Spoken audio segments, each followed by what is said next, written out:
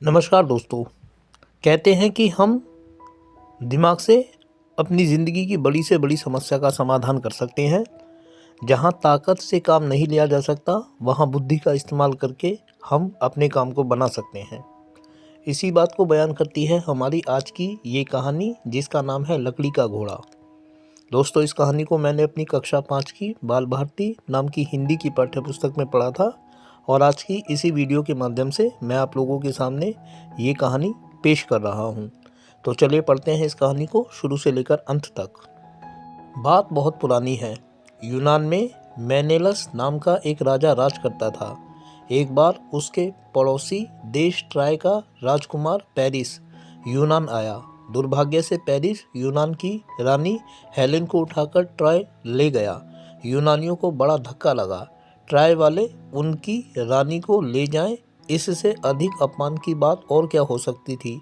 इसीलिए उन्होंने ट्राय पर चढ़ाई कर अपनी रानी को छुड़ा लाने का संकल्प लिया।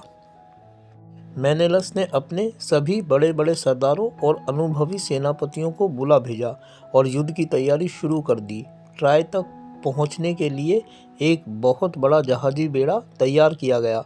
फिर एक विशाल सेना के साथ वह ट्राय की ओर चल पड़ा। कुछ दिनों की यात्रा के बाद यूनानी बेड़ा ट्राय के पास समुद्र के किनारे जा लगा। बेड़े को खाड़ी में छोड़ मेनेलस अपने सैनिकों के साथ ट्राय नगर की ओर बढ़ा। यूनानी सेना को आते देख ट्राय वालों ने तुरंत अपने नगर की दीवार के सभी फाटक बंद कर लिए। पेरिस अपने सैनिकों को लेकर नगर की दीवार पर जा पड़ा और वहीं से यूनानियों पर तीर बरसाने लगा। नगर के फाटक बंद देख यूनानियों ने नगर के चारों ओर घेरा डाल दिया। वे जगह जगह दीवार को तोड़ने की कोशिश करने लगे, परंतु दीवार पर चढ़े ट्राय के सैनिकों ने उनके सारे प्रयत्नों पर पानी फेर दिया।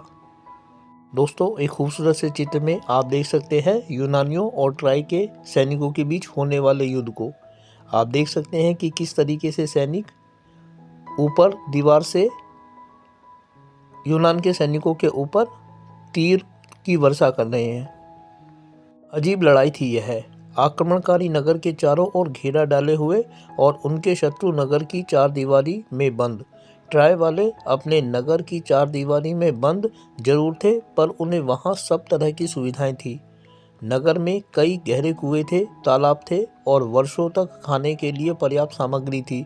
उन्हें किसी भी तरह की कमी न थी, इसीलिए वे डटकर आक्रमणकारियों का सामना करते रहे। इधर यूनानी तो यही संकल्प करके चले थे कि वे ट्राय वालों को हराकर और अपनी रानी को छुड़ाकर ही दम लेंगे। जब जब उन्हें अपने अपमान की बात याद आती, तब तब उनका खून खौलने लगता और वे दुगने वेग से ट्राय की चारदीवारी पर आक्रमण करते। परंतु प्रत्येक आक्रमण में हानि उन्हें ही उठानी पड़ती, क्योंकि पेरिस और उसके सैनिक दीवार की मुंडेर पर बने छेदों में से छिपे छिपे ही यूनानी सेना पर निरंतर तीर बरसाते रहते। इतने पर भी यूनानी घेरा उठाकर वापस जाने की बात मन में ना लाते।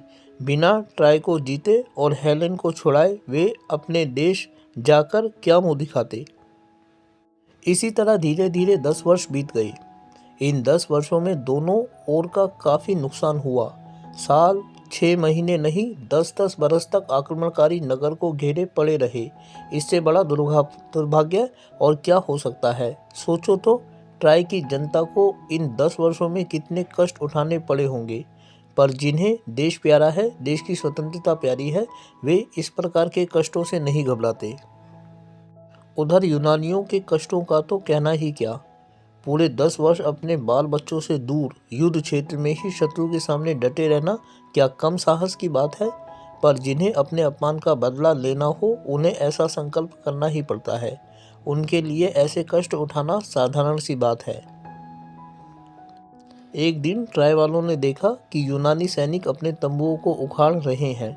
यह देखकर उनके आश्चर्य का ठिकाना न रहा। जब यूनानी सैनिक जहाज़ों में बैठ गए और जहाज़ों के लंगर उठा लिए गए, तो ट्राय वाले हर्ष से उछल पड़े। नगर के सब लोग दीवारों पर खड़े होकर यह तमाशा देखने लगे। यूनानी भाग गए। हवा में अपनी टोपियां उछालते हुए ट्रायवासी अपनी प्रसन्नता प्रकट कर रहे थे। यूनानी बेड़ा थोड़ी देर में आंखों से ओझल हो गया। ट्राय वाले खुशी से पागल हो उठे।